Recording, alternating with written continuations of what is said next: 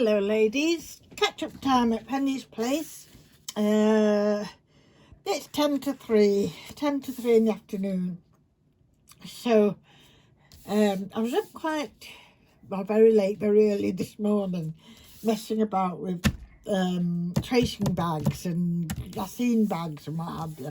Before I go on to that, I'll just show you these last couple of slides I've been doing. I've done them the same way that Clarty Craft Hands did. All I've done is make them slightly longer, but I've still managed to get the hole in the middle, so that's okay. So you can, when you hold them up to the light, they look really good, I think. And I've not got a lot of, what do you call that? Not vellum, acetate left. So I'll tell you what I've been using. Unfortunately, I have a big supply of medication delivered to me, and the top piece is plastic, and all right, it's a little bit more scrubbed than a new piece of acetate, but I think it adds to the age really, and it's getting rid of some of this plastic, isn't it? So that's what I've been using on most of them.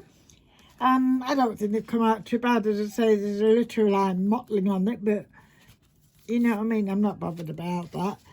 And that one's quite nice, and I did two butterflies with glossy accent. So yeah, as I say, they're lovely in the journal, or just as a little extra in a card to be used as a bookmark or something like that. So those are those. And then I was sifting through things that I'd half done and half made, and I came across these. It's just a piece of card that I've embossed, and the embossing powder I used was that one.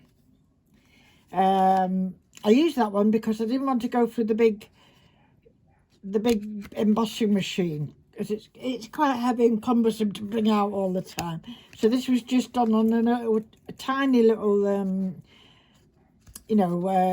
manual one, but it'll only take that size, so that's why it's that size. But I think it's nice. So I thought, what can I do with these? I was going to chop them off and just use them as tags, and then I thought, no, I'll utilise them as they are. So I made little booklets with them. And first of all, on the embossing, I just used a little bit of Inca Gold. This is the silver one. I think you could just catch it slightly. One of the many clusters I've been making, that went on. And then I just put notes there, and there's some copy tea stain pages that I've just sewn in by hand. So I think it's nice as just as a little shopping list for in your handbag, or an extra piece in your journal. So that's that one.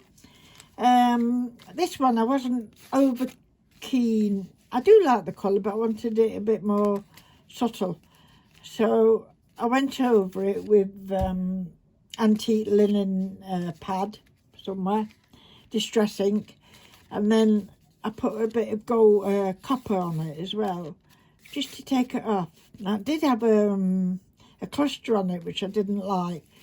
Of course, as I took it off, I peeled a bit of the orange paper off. So I've hid it with a stick-on flower and this nice little portrait of this lady. So yeah, that passed it well. So as I say, just more copy, tea stains, papers. Some I've stamped on and messed about with and printed on and all these type of things. But it makes it more interesting, doesn't it? So that's what I did with those, and I'm going to do that one. The other thing I've been doing, oh, my things are blowing away, everything, the window's open. I've left it open because I'm expecting Mr. Pitt to come in. Let me bottles of, no, they're not alcohol, you're all right. So I wanted to do some of these little glassine bags. Not glossy, they're tracing paper. I did make quite a few I don't think it was this Christmas, I think it was last Christmas, when I had the shop open proper, and I'm making pussycat bags, you know, with something for the cat inside them, catnip mice and what have you. Anyway, so I thought I'd do these again. So I've been printing out this sheet paper from a pad. It's just writing, and what I did basically was just I'll show you because I've not stuck it down, this one, if you can see. I'll put that to the side. So you'd have your paper like that, and then you fold up all along about 1/2 inch.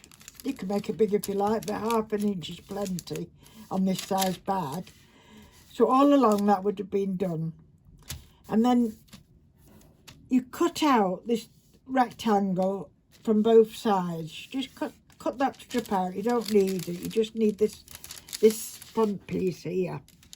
And then to make it less bulky around the corners, just sliced off, maybe I slice that one off actually. Just slice off at an angle on the corner. Then, once we've done that, we can determine where the middle is, and you just go just past the middle with one side like that, and then you bring the other side over just so it overlaps a little bit, okay, as much as you want. So that's like that. So I could stick that down, couldn't I? Which one am I sticking? That one. You want glue everywhere, so I'll just put, see what I'm doing? So when he's not heard me talking yet, he runs up then.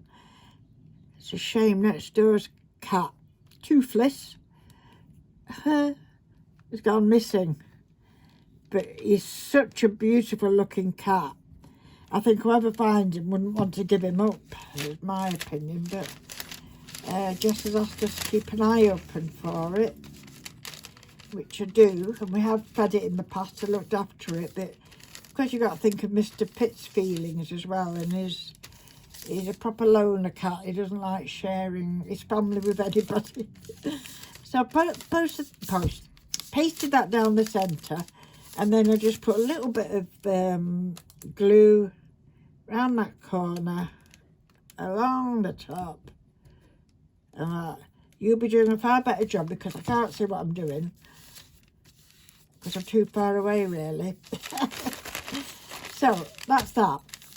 The next thing I did was decide how big the first flap was going to be.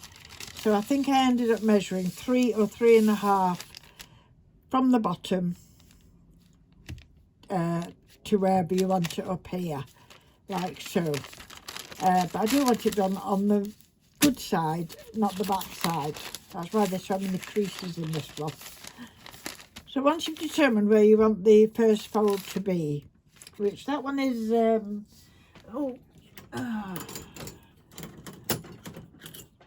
let me see what I ended up with. I ended up with, well, it's less than, it ends up, it's 2 3/4 and a little tiny bit. But you can judge it yourself, you know what I mean? You can make it exactly 3 or what have you. So you fold that down, so you've got that, mind out. Okay, am I with you still? I think so. There, whoops.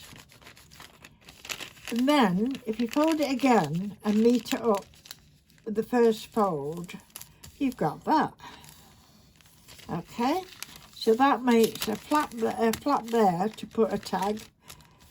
Okay, and you can also have a tag in there if you want. It's up to you. Plus, you've got your big tag which can go in there.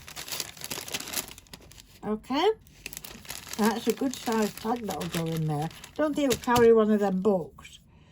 No, they're too big. But you know, something like that, a tiny little notebook or something would go in there. So I say you have to decide then if you want a tag there, which you would, but do you want one in there? You know, it's up to you. A couple of them I have. I'm just thinking the bulk, you know, if you're putting it in a journal, it can be, it's added bulk, isn't it, to it?